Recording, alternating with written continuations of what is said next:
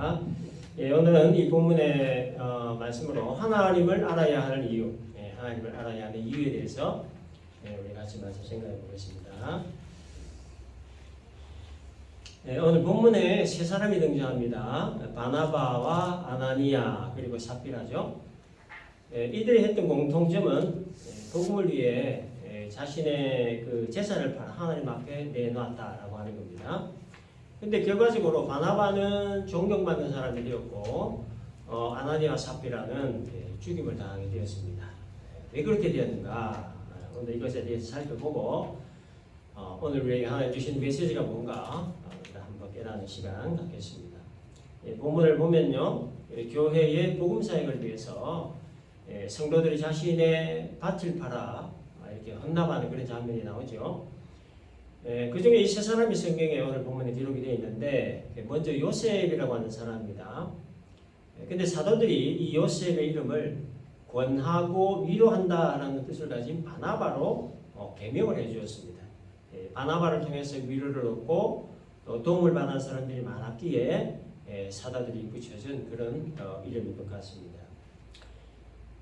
오순절 날 마가의 다락방에 임한 성령의 강력한 그 역사로 120여 명의 성도들이 방언을 할 때 6월절 행사에 참석하기 위해서 그 각국으로부터 많은 사람들이 몰려왔었죠. 자기 나라 말로 기도하고 있는 모습을 보고 적지 않은 그런 충격을 받았습니다. 그래서 원래대로 하자면 6월절 행사를 끝내고 다시 본국으로 돌아가야 했지만, 그러나 이 성령의 강권적인 역사로 말미암아 하루아침에 3,000명이 회개하는 그런 일이 일어났는가 하면 주께서 날마다 믿는 자를 더해 주심으로 폭발적인 이 증가가 이루어지기 시작하면서 사람들은 자신의 그 삶의 터전으로 돌아가지 않고 예루살렘에 머물게 되었던 겁니다. 다 좋은데 이제 현실적인 문제가 하나 다 닥칩니다. 이게 뭐냐면 이제 먹는 문제죠. 먹는 문제. 매일같이 몰려드는 사람들. 그리고 6월절 행사를 끝내고 돌아가야 될 사람들이 안 돌아가고 머물러 있는 사람들이 너무 많다는 거죠. 그래서 이 사도들이 이렇게 많은 사람들이 먹는 문제를 어떻게 해결을 해야 할까? 이렇게 기도를 했겠죠. 근데 누가 말한 것도 아니고 강요한 것도 아닌데 모여 있는 사람들이 스스로 지갑을 열기 시작했습니다. 자기 소유를 팔아서 그 돈으로 음식이나 기타 필요한 모든 재정을 충당했던 겁니다. 얼마나 많은 헌금을 했는지 궁핍한 사람이, 가난한 사람이 한 사람도 없을 정도로 차고 넘쳤습니다. 그래서 이거는 초대교회에서만 있었던 강력한 성령의 역사였죠. 그런데 이 재정 충당을 하는 일에 있어서 앞장섰던 그 상징적인 인물이 바로 이 바나바였습니다. 그래서 바나바는 재력이 있었던 사람이었습니다. 37절을 보면 그가 밭이 있음에 팔아 그 값을 가지고 사도들이 발 앞에 두었다 이렇게 기록했죠. 그래서 예나 지금이나 이 밭이라고 하는 것은 재산을 상징하는 겁니다.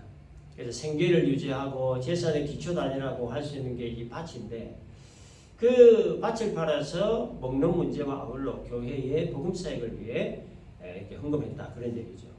그래서 그 밭의 크기가 얼마나 되었는지, 그 밭을 판 가격은 또 얼마나 되었는지에 대한 기록은 없습니다. 그저 바나바가 소유하고 있던 밭, 자신의 생계 유지와 삶의 터전이라고 할 수 있는 그 밭을 팔아서 모여 있는 사람들의 먹는 문제 해결과 또 교회 복음 사역을 위해서 내어놓았다라고 하는 겁니다. 이 모습을 본 사도들이 요셉에게 지어준 그 이름이 바로 바나바였던 거예요.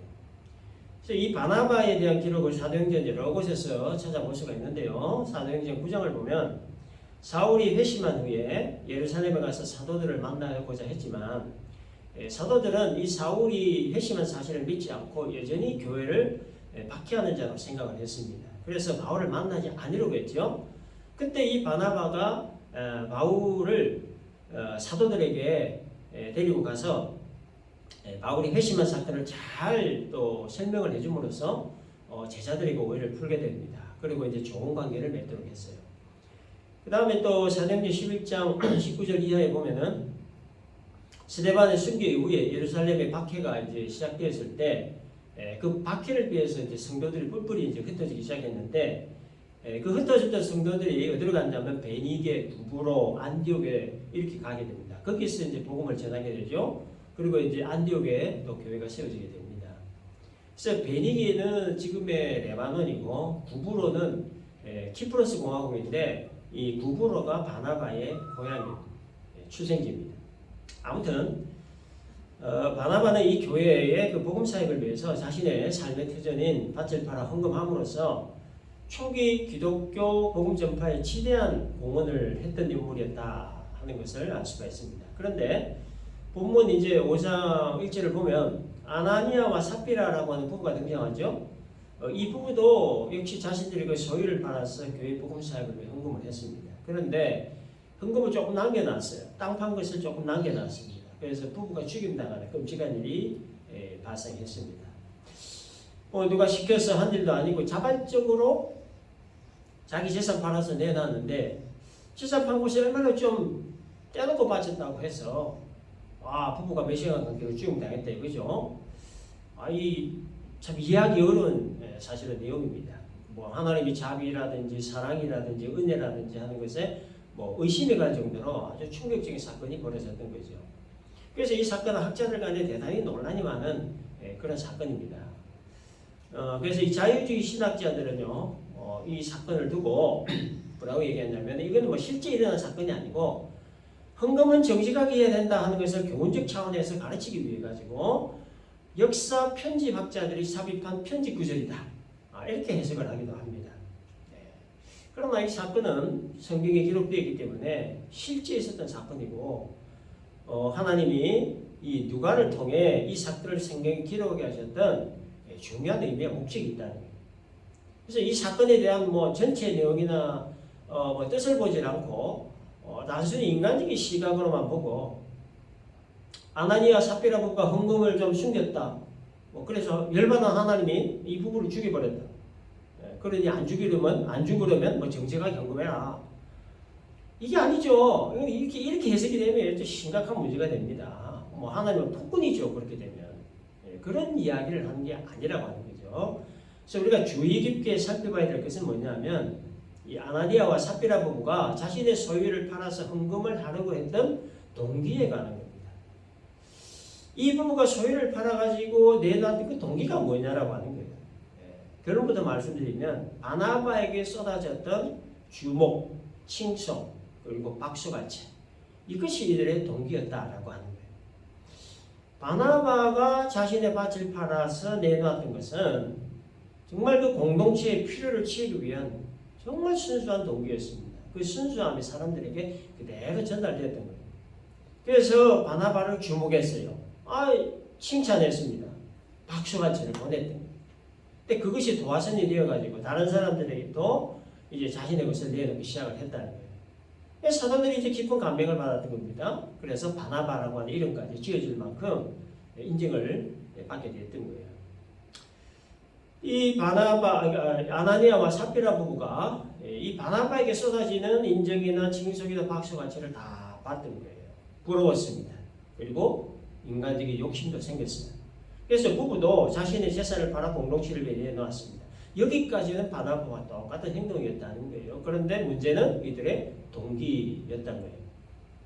이들의 동기는 좀 전에 말씀드린 대로 바나바에게 쏟아졌던 주목과 칭송과 박수갈채 그것이었다는 거예요. 그래서 이 주목, 칭송, 박수갈채를 돈으로 사려고 했던 거예요. 돈으로 이 스포트라이트를 받으려고 했다라고 하는 거예요. 실제로 사람들의 어떤 필요를 채우는 공동체의 필요를 채우는 일에 그다지 관심이 없었습니다. 그래서 바나바에게 주어졌던 주목, 칭송, 박수갈채에 관심이 있었다.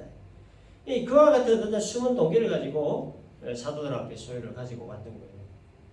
그래서 소유를 가진 아나니아에게 베드로는 이렇게 얘기를 합니다. 3절에 아나니아야 어찌하여 사탄이 네 마음에 가득하여 네가 성령을 속이고 땅값 얼마를 감췄느냐. 베드로는 이 아나니아의 마음을 꿰뚫어 보았습니다. 아나니아의 그 숨은 동기를 봤던 거예요. 그리고 아나니아의 행동을 거짓으로 구명을 했고 그 거짓은 하나님께 한 것으로 결론을 지었습니다. 4절에 어찌하여 이 일을 네 마음에 두었느냐. 사람에게 거짓말한 것이 아니요 하나님께로다. 이 말을 듣고 아나니아는 그 자리에서 죽임을 당했습니다. 그래서 아나니아가 놓친 거 두 가지가 있어요. 하나는 영이신 하나님의 실체를 의식하지 못했다는 것이고, 다른 하나는 영이신 하나님의 실체를 의식하지 못했기 때문에 두려움이 없었다는 거예요. 여러분 죄를 왜 짓습니까? 죄인 줄 알면서도 버젓이 죄를 짓는 이유가 뭐냐? 하나님을 의식하지 않기 때문에. 하나님을 의식하지 않으면 어떻게 될까요? 두려움이 없는 겁니다. 하나님을 의식한다고 하면 뭐 두려워서 감히 어떻게 죄를 짓겠습니까? 하나님을 의식하지 않으니까 두려움이 없는 것이고, 두려움이 없으니까 죄인 줄 알면서도 버젓이 죄를 짓는 거예요. 그러면 왜 하나님을 의식하지 못하느냐? 마음에 병이 들기 때문에. 마음의 병 때문입니다. 3절 보면 베드로가 아나니아를 책망하면서 뭐라고 했습니까? 아나니아야 어찌하여 사탄이 네 마음에 가득하여 네가 성령을 속이고 그랬죠? 사탄이 아나니아의 어디에 와 있다고 합니까? 마음에 와 있다. 마음에 와 있었다는 거예요. 사탄이 아나니아의 마음에 와 있었다라고 하는 이 말은 사탄이 아나니아의 마음을 지배했다는 말이에요. 사탄에게 지배된 그 마음이 바로 병든 마음이라는 거예요. 병든 마음. 아나니아의 마음이 사탄으로 인해서 마음에 병이 들었다는 거예요. 그런데 이거보다 더 심각한 문제가 뭐였냐면 아나니아가 사탄이 주었던 그 마음을 처리하지 않고 마음에 간직했다라고 해요. 마음에 간직했어요. 4절 보면 땅이 그대로 있을 때는 네 땅이 아니며 판 후에도 네 마음대로 할 수 없더냐 어찌하여 이 일을 네 마음에 두었느냐 이렇게 책망했어요. 그 베드로가 책망했던 핵심적인 말이 뭐였습니까? 이 일을 왜 마음에 두었느냐라고 하는 거예요. 땅값 일부를 숨기라고 부추긴 사탄의 그 마음을 왜 처리하지 않고 간직했냐? 이게 이제 아나니아의 진짜 문제였던 거예요. 바나바가 사람들로부터 주목받고 칭찬받고 박수같이 받아서 부러운 거예요. 괜찮습니다. 사람이니까 누구든지 충분히 그럴 수 있습니다. 또 땅을 판 돈을 전부 다 내어놓으려니까 아까운 생각이 들었습니다. 그건 역시 사람이니까 괜찮습니다. 그럴 수 있습니다. 그러나 그래서는 안 되는 거, 사탄이가 준 마음을 처리하지 않고 간직한 거, 이거는 정말 그래서는 안 되는 일이었다라고 하는 거예요. 우리가 잘 아는 다윗이 바세바를 범한 사건이요. 다윗이 어느 날 갑자기 욕정이 솟아올라가지고 그랬던 것은 아니었습니다. 목욕하는 아름다운 여인에 대한 욕정을 떨쳐버리지 않고 마음에 간직한 거예요. 그래서 결국 간음이라고 하는 행동까지 가게 된 것이었습니다. 이후에 나단 선지자의 책망을 들은 다윗이 뭐라고 하나님께 기도했냐. 10편 51편 10절을 보면 하나님이여 내 속에 정한 마음을 창조하시고 내 안에 정직한 영을 새롭게 하소서 이렇게 기도했습니다. 다윗이 정한 마음을 창조하시고 정직한 영을 새롭게 해달라고 기도한 이것은요. 무슨 뜻이냐? 자신의 마음이 병이 들었다라고 하는 것을 스스로 자백한 거예요. 바세바를 범하고 남편마저 죽게 했던 그 파렴치한 죄는 결국에 자신의 병든 마음 때문임을 깨달았다는 거예요. 욕정을 느꼈던 그 마음 자체가 병든 마음이 아니라 그렇게 하면 안 되는 줄 알면서도 그것이 죄인 줄 알면서도 그 욕정 끊이지 않은 것, 마음에 품고 간직했던 것, 그게 바로 병든 마음이었다는 것을 다윗이 깨달았던 거예요. 그래서 정한 마음을 창조해달라. 정직한 영을 새롭게 해달라. 즉 병든 마음을 고쳐달라. 이렇게 부르짖었던 거예요. 가룟 유다 역시 예수님을 배신하고 팔 생각, 마음 먹은 것. 그건 역시 어느 날 갑자기 된 일이 아니었습니다. 스승이 하는 일이 마음에 들지 않고 마땅할 수 있습니다. 충분히 그럴 수 있죠. 그래서 스승에게 등을 돌리고 싶은 마음 들 수 있습니다. 그건 역시 그럴 수 있다는 거예요. 그러나 절대로 그래서는 안 되는 거. 그런 마음을 떨쳐버리지 않고 간직했다는 거예요. 예수님 팔려는 그 생각과 마음을 끊지 않고 계속 간직했다는 거. 이게 문제였다는 거예요. 아나니아의 마음은 사탄으로 인해 병이 들었습니다. 돈으로 칭송과 영광을 사라고 했던 그 마음이 병이 아니라 그 마음을 품고 간직했던 거. 그게 병든 마음이었고 그 결과 돌이킬 수 없는 결과를 초래하고 말았던 거죠. 잘 아시겠지만 또 제가 몇 번 얘기한 거지만 칼빈이 했던 유명한 말이 있죠. 머리 위로 새가 날아가는 것은 어찌할 수 없지만 머리 위에 둥지를 짓게 해서는 안 된다. 잘 아시는 말씀이죠. 예수 믿고 거듭난 사람이라고 할지라도 죄에 대한 욕망 그 자체는 어떻게 할 수 없다는 거예요. 죄성을 가진 인간의 어쩔 수 없는 본능이기 때문이라는 겁니다. 그러나 그 죄에 대한 욕망이 마음을 지배하도록 내버려 둬서는 안 된다. 그런 의미의 말이죠. 에베소 4장 27절을 보면 마귀에게 틈을 주지 말라는 말씀이 있습니다. 그 본문에서 어떤 부분에 틈을 주지 말라 했냐라고 하면 분을 내는 일에 틈을 주지 말라고 했습니다. 에베소 4장 26절에 분을 내어도 죄를 짓지 말며 해가 지도록 분을 품지 말라. 분을 품을 때 틈이 생긴다 그런 얘기죠. 틈이 생긴다라고 하는 말은 마귀가 활동할 수 있는 빌미를 주는 것을 말하는 거예요. 근데 성경은 뭐 분을 내는 그 자체를 제약시하지는 않습니다. 분은 인간의 기본적인 감정이기 때문에. 그러나 문제는 분을 품고 마음에 가져가는 거, 일을 가는 거, 한 품는 거, 이거는 문제가 된다는 거죠. 왜 이게 문제가 되냐면 분을 품고 한을 품고 마음에 간직할 때 마귀가 그 분한 마음의 틈새를 비집고 들어온다는 거예요. 그래서 그 마음을 지배해버린다는 거예요. 그래서 분이라고 하는 것은 인간의 기본 감정 중에 하나이기 때문에 분을 낼 일이 있을 때 분을 내는 것은 사람으로서 자연스러운 모습이지만 그러나 그 분이 내 머리 위에 둥지를 짓게 해서는 안 된다. 다시 말해서 그 분을 마음에 품고 한을 마음에 품고 간직해서는 안 된다. 그런 얘기예요. 분이 내 머리 위에 둥지를 짓게 되면 분을 마음에 품고 간직하게 되면 그 마음의 틈새로 마귀가 비집고 들어오기 때문이라는 거예요. 그래서 이성적인 생각이나 판단을 하지 못하게 된다는 겁니다. 다윗이 밧세바에게 가졌던 욕정을 마음에 품고 간직한 그 틈을 탄 마귀가 다윗으로 하여금 밧세바를 범하게 했던 것처럼 그리고 가룟 유다가 예수님 팔고 싶은 마음을 품고 간직한 그 틈을 탄 마귀가 가룟 유다로 하여금 예수님을 팔게 했던 것처럼 마음에 분을 품고 간직하면 그 틈을 탄 마귀가 비상식적이고 비정상적인 생각과 판단과 행동을 하게끔 한다는 거예요. 그래서 에베소 4장 26절에서 분을 내어도 죄를 짓지 말며 해가 지도록 분을 품지 말라 그렇게 얘기한 겁니다. 이것이 비단 분에 관한 것만 아닙니다. 뭐 쾌락에 관한 부분도 그렇고 뭐 성에 관한 부분도 그렇고 뭐 돈에 관한 부분도 그렇고 혹은 뭐 용서하기 힘든 어떤 사건에 관한 것도 그렇고 아무튼 성령이 근심하실 만한 일을 마음에 품고 간직을 하면 마귀는 언젠가 반드시 품고 있던 그 마음을 행동으로 표출하게끔 하고야 만다는 거예요. 그래서 마귀에게 틈 주지 말라고 성경은 말씀하는 겁니다. 이 마음의 병이 들었을 때 발생하는 가장 큰 문제가 뭐냐면 성령을 속이는 일입니다. 3절을 보면 사탄이 네 마음에 가득하여 네가 성령을 속이고 땅과 얼마를 감췄느냐 그랬죠. 아나니아의 마음에 병이 든 이유는 아나니아의 마음에 사탄이 가득했기 때문이고 마음에 병이 든 결과는 성령을 속이게 되었다라는 겁니다. 사탄으로 인한 병든 마음은 성령을 속이는 결과로 나타나게 된다라고 해요. 성령을 속인다는 말은 하나님을 속인다는 말이죠. 하나님을 속인다는 말은 하나님을 두려워하지 않는다는 말이에요. 하나님을 두려워하지 않는다는 말은 영이신 하나님의 실체를 의식하지 못한다는 말이에요. 하나님의 실체를 인식하지 못한다는 말은 하나님에 대해 무지하다라는 것을 말하는 겁니다. 결론적으로 아나니아가 성령을 속이고 땅값의 얼마를 감춘 것은 하나님이 누구이신지에 대한 무지로 인한 결과다라는 거예요. 하나님에 대한 무지가 성령을 속이고 땅값의 얼마를 감추게 했다라는 거예요.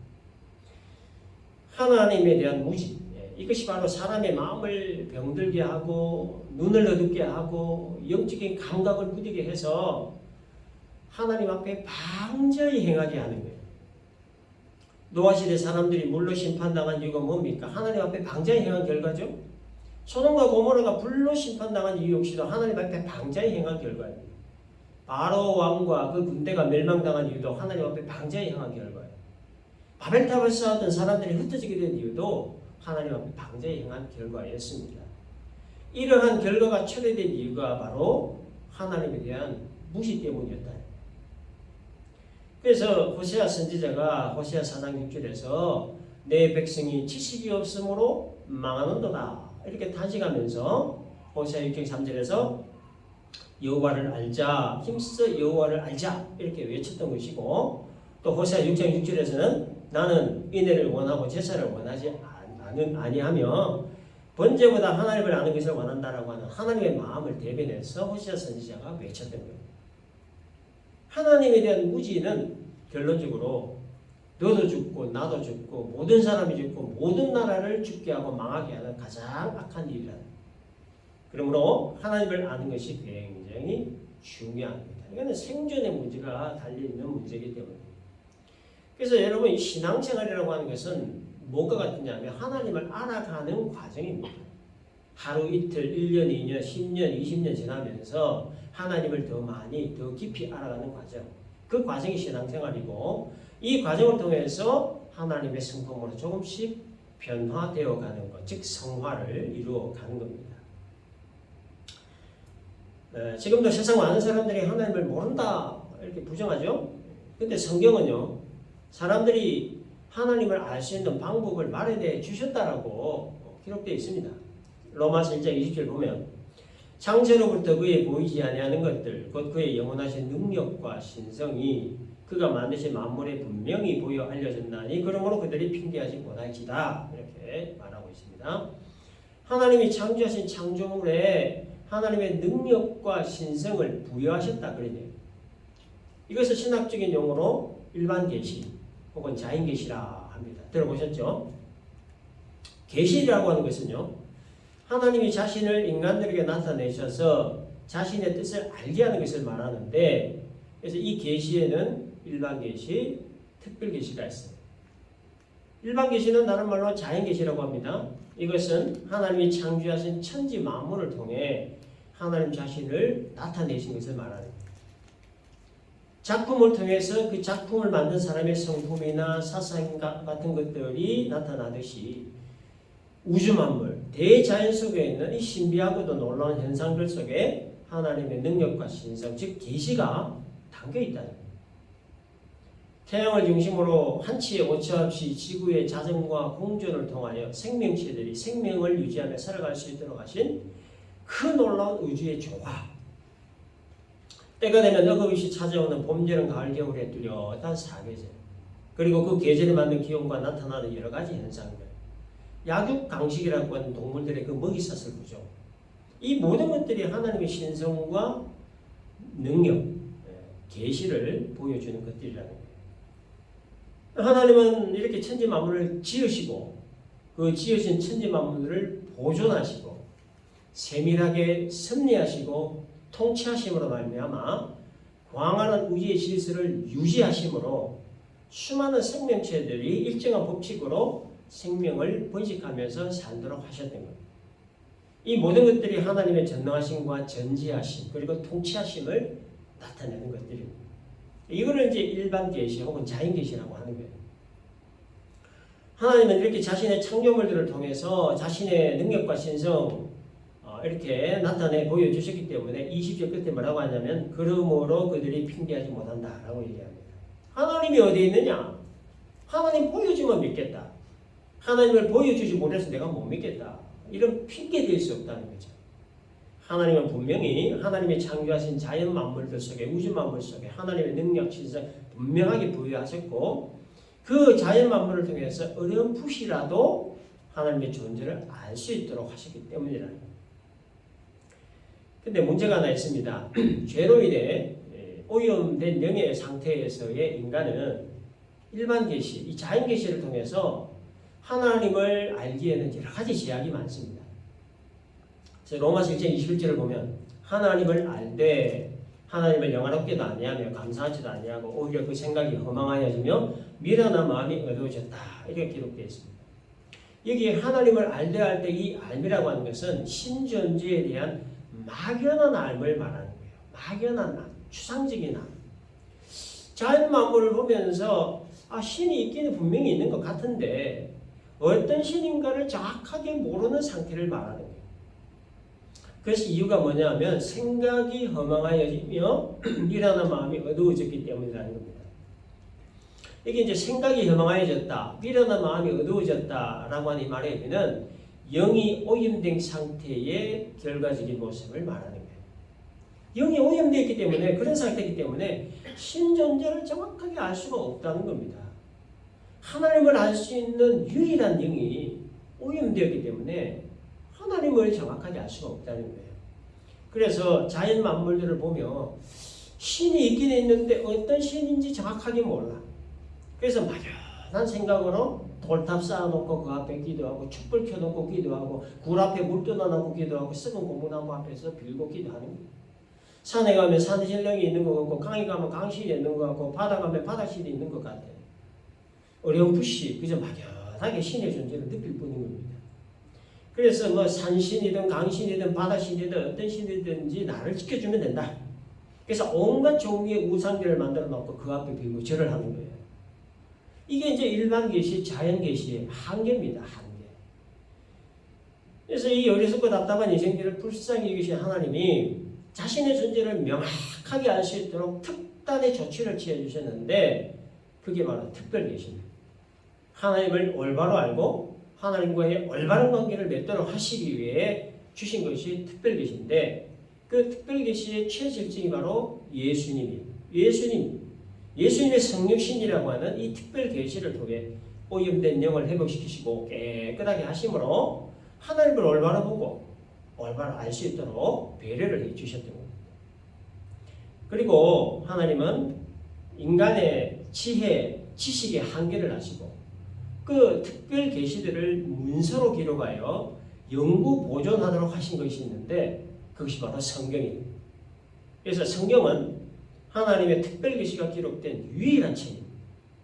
그러므로 성경을 떠나서는 하나님에 대한 참된 지식을 가질 수가 없는 겁니다. 성경을 떠나서는 예수님을 알 수도 없고 구원의 길도 알 수 없고 영생의 길도 알 수 없는 오직 하나님의 특별한 계시가 기록된 이 성경을 통해서만 예수님을 알 수 있고 구원과 영생의 길을 알 수 있는 겁니다. 그러나 하나님이 주신 이 우주 만물, 자연 만물들을 보고도 하나님의 존재를 인식하지 못하고 더군다나 특별 계시에 최전적인 예수님을 보내주셔도 거부하고 특별 계시를 기록한 성령을 보고도 믿지 않고 배척합니다. 그 이유에 대해서 성경은 아주 명확하게 아주 간단하게 한 줄로 딱 표현합니다. 하나님 두기를 싫어하는 마음 때문이라는 거예요. 로마서 1장 28절에 그들이 마음에 하나님 두기를 싫어하네. 하나님 두기를 싫어하는 마음. 바로 그 마음 때문에 하나님 존재를 인식하지 못하는 것이 아니라 안 하는 거예요. 바로 그 마음 때문에 예수님을 거부하는 것이고 성경을 배척해버려요. 하다 안 돼서 하나님이 내리신 또 다른 특단의 조치가 하나 있는데요. 그거 뭐냐? 내버려 두는 거예요. 내버려 두는 거. 로마서 28장. 그들이 마음에 하나님 두기를 싫어하며 하나님께서 그들을 그 상실한 마음대로 내버려 두사. 그렇게 기록되어 있습니다. 인간들이 지 마음대로 살도록 그냥 내버려 두셨다는 거예요.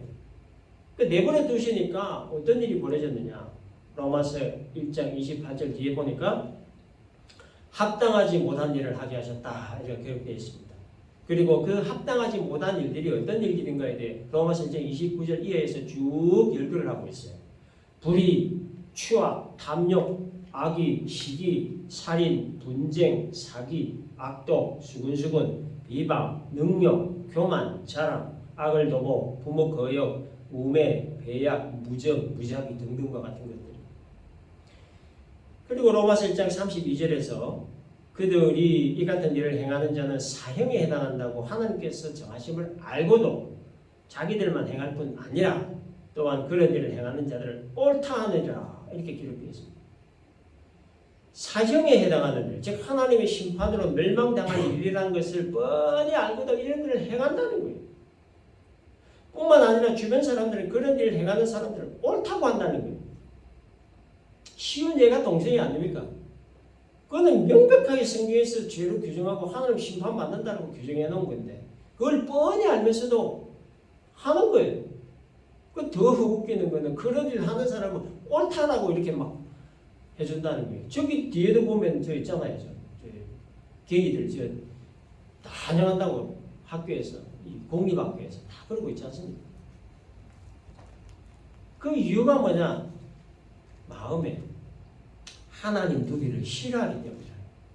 그래서 하나님이 그냥 내버려 주신다. 내버려 두신다. 그 내버려 두시는 이거 자체가 이미 하나님의 심판이라. 여기까지 하겠습니다. 정리하겠습니다. 자, 아나니아와 삽비라 부부가 성령을 속이게 된 이유는 결과적으로 하나님에 대한 무지 때문이었다. 그러니까 하나님에 대한 무지는 하나님 앞에 방종하게 되므로 하나님을 잘 알아야 된다는 거예요. 그래서 이 말씀 잘 기억하시고 하나님의 말씀에 생생하게 기록된 이 특별 계시 성경을 통해서 우리 모두가 하나님을 더 잘 알고 더 많이 알고 더 깊이 알고 그래서 하나님을 더 사랑하고 또 하나님을 더 경외하며 살아가는 복된 인생 될 수 있기를 주님의 이름으로